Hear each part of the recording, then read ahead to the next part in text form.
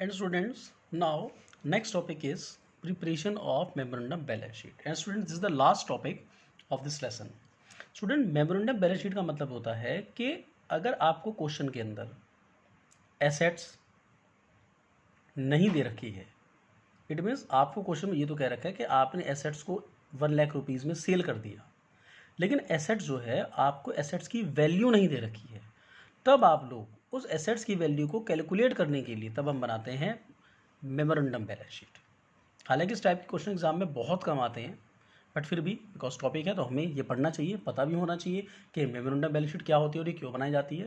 So student, memorandum balance sheet इसलिए बनाई जाती है कि अगर आपको क्वेश्चन के अंदर कहीं पर भी ये दे रखा है, डिसोल्यूशन के केस में आपको ये दे रखा है कि आपने अपनी एसेट्स को इतने रुपए में सेल कर दिया, बट एसेट्स कितने की थी ये नहीं दे रखा। सो एसेट्स की वैल्यूज़ को कैलकुलेट करने के लिए, ओके, या फिर लाइबिलिटीज़ को सेटल, लाइबिलिटीज़ की वैल्यू को कैलकुलेट करने के लिए we prepare memorandum balance sheet. Normally ये एसेट्स की वैल्यू को कैलकुलेट करने के लिए बनाई जाती है, लेकिन इससे आप लोग अपनी लाइबिलिटीज़ की वैल्यू को भी इसमें आप लोग कैलकुलेट कर सकते हैं, बट मेनली इसका यूज़ होता है एसेट्स की वैल्यू को कैलकुलेट करने के लिए, बिकॉज आपको क्वेश्चन के अंदर एसेट्स सेल के बारे में दिया होता है, लेकिन एसेट्स कितने की थी ये नहीं पता। ओके, सो इसलिए इस टॉपिक में हम लोग बनाते हैं पहले preparation of memorandum balance sheet. तो स्टूडेंट, अब हम इस टॉपिक के अंदर जो क्वेश्चन देखते हैं, हम देखते हैं इसके अंदर 42 क्वेश्चन, गुड क्वेश्चन 42।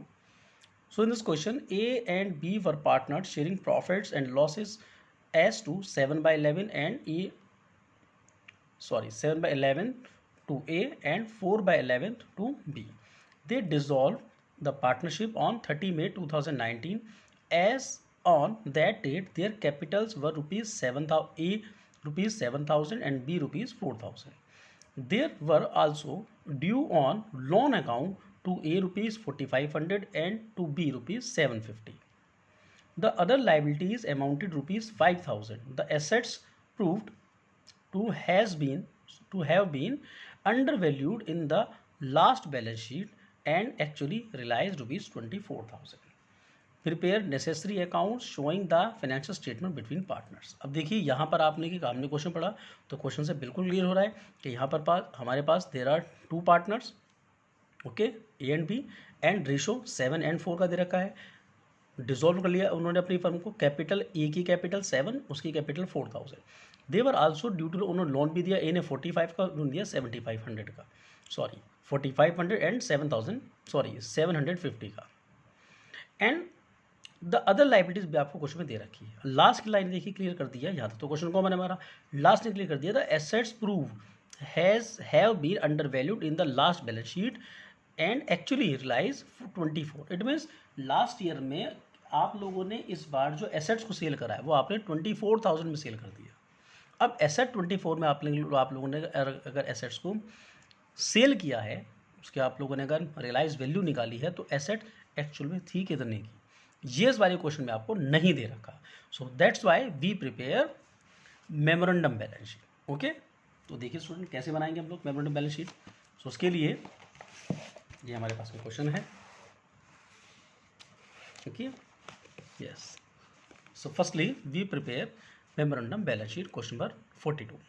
तो देखिए according to 42 question, liabilities amount, assets amount, okay student. अब देखिए यहाँ पर सबसे पहले क्वेश्चन में दे रखा है आपको ए एंड बी, इनका कुछ नहीं करेंगे, dissolve as a rate of capital 7,000। So liability side में capital A B 7,000 and 4,000, okay, capital आ गई हमारे पास। फिर then there were also due to loan is a part of liability, to loan A and B, A का 4,500 and 750, okay, total loan is 5,250। Next is other liabilities. अब other liabilities का मतलब as a part of creditors other liability, ये हमारे पास में दे रखे उन्होंने 5,000 की, 5 की हमने रिकॉर्ड कर दी, ओके स्टूडेंट्स।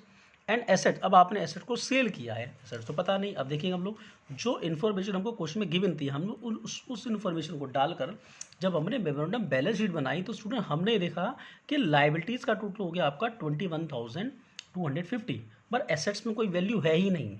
और you know very well assets और लाइबिलिटी हमारी इक्वल होनी चाहिए, asset is equal to liability plus capital. तो ये लाइबिलिटीज़ है, ये कैपिटल है, तो इसका टोटल और इनका टोटल इक्वल होना चाहिए। आप लोगों ने 11th क्लास के अंदर लेसन 5 का अकाउंटिंग इक्वेशन आपने उसमें पढ़ा होगा कि asset is equal to liability plus capital. Okay, तो एसेट्स का टोटल पता नहीं है तो लायबिलिटीज प्लस कैपिटल के टोटल के इक्वल होती है। तो अगर इसका टोटल 21,250 है तो यहाँ भी 21,250 ही होना चाहिए। तो हम लोगों ने इसको यहाँ रिकॉर्ड करके और यहाँ डाल दिया सन्ड्री एसेट्स एंड ब्रैकेट में हमने मेंशन कर दिया बैलेंसिंग फिगर 21,250। सो स्टूडेंट आप देखिए, आपने कहा इस वाली वैल्यू को कैलकुलेट करने के लिए हम लोगों ने बनाई है memorandum balance sheet. Okay student, and now we prepare the realisation account. अब हम देखेंगे हमारे पास एसेट्स कितनी है क्वेश्चन के अंदर 21 की, तो हमने पहले यहाँ मेंशन कर दिया टू सन्ड्री एसेट्स 21,250। ओके, अब लायबिलिटी कितने हमारे पास में, लायबिलिटी हमारे पास एक तो लोन है, लेकिन लोन तो आता नहीं बिकॉज पार्टनर्स का लोन नहीं आता। अगर कोई बैंक लोन होता, मिसिस ए लोन, मिसिस बी लोन होता तो हम उसको कंसीडर कर लेते, बट क्योंकि पार्टनर का लोन है तो वो उसमें कंसीडर नहीं होगा। तो next is other liability means creditor, तो हमने यहाँ पर रिकॉर्ड कर दिया 5,000 का आप लोगों की क्रेडिटर। इट मीन्स एसेट्स इतने की थी पहले से, लायबिलिटी इतने की थी। अब हमने जब एसेट्स को हम लोगों ने सेल किया, हमने कितने करा 24,000 का, ये क्वेश्चन में आपको गिवन है 24,000। तो एसेट्स हमारे पास ये आ गई ये 24,000 की। सो बाय कैश अकाउंट ब्रैकेट में डाल दिया एसेट्स। ओके, एंड लायबिलिटीज़ के बारे में कोई इन्फॉर्मेशन नहीं है तो लायबिलिटी हम लोगों ने पूरी सेटल कर दी होगी। तो कैश अकाउंट ब्रैकेट में हमने मेंशन कर दिया क्रेडिटर ₹5,000 की। ओके, और कुछ नहीं, अब हमने इसका बैलेंस निकाल लिया तो बैलेंस हमारे पास निकल के आया 2,750। It means gain. तो टू गेन और प्रॉफिट, अब हमने इसको इनके ए और बी के रेशियो में डिस्ट्रीब्यूट कर दिया एंड रेशियो ऑफ ए और B is 7 and 4। Okay, so 7/11 and 4/11, तो आपने जब डिस्ट्रीब्यूट किया तो आपका प्रॉफिट निकल के आ जाएगा 1,750 and 1,000। Okay, and now we prepare partners capital account. सबसे पहले ओपनिंग कैपिटल कितनी हमारे पास में इनकी 7 and 4 की कैपिटल है। Okay, so by balance brought down 7/4 आ गया हमारे पास में। And now profit on realisation 1,750 and 1,000 हम लोगों ने प्रॉफिट मेंशन कर दिया। और हमारे पास कोई इन्फॉर्मेशन क्वेश्चन में नहीं थी, जो इन्फॉर्मेशन थी बस खाली ये थी और कुछ भी नहीं, हमारे पास कोई रिजर्व नहीं है, कोई WCR नहीं, कुछ नहीं है। तो ओके, हमने इसको उठा के बैलेंस निकाल लिया, हमारा बैलेंस आ गया to cash account 8,750 and 5,000। Okay, and last step is cash account. अब इसे बनाएंगे कैश अकाउंट। कैश अकाउंट के अंदर हम लोग स्टूडेंट क्या करेंगे, हमारे पास पहले से कितना कैश अवेलेबल था, कोई कैश था ही नहीं हमारे पास में, बिकॉज हमारे पास जो इन्फॉर्मेशन दे रखी थी इस इन्फॉर्मेशन के अकॉर्डिंग हमारे पास पहले से कोई कैश नहीं था। Okay, there is no cash, so don't worry. अब हमारे पास कैश आया कितना है, देखिए हमारे पास टोटल एसेट्स थी 21 की, जब हमने इसको रियलाइज़ किया तो हमको अमाउंट मिली है 24,000 की। तो ये हमारे पास आ गया कैश 24,000 का to cash to realisation account के नाम से आ गया।